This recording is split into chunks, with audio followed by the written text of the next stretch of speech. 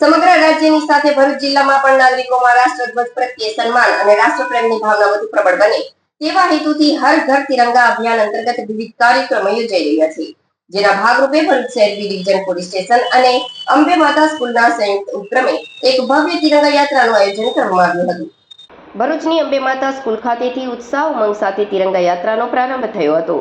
આ યાત્રા B division police મથક હેઠળ આવતા વિવિધ વિસ્તારો અને માર્ગો પર ફરી હતી.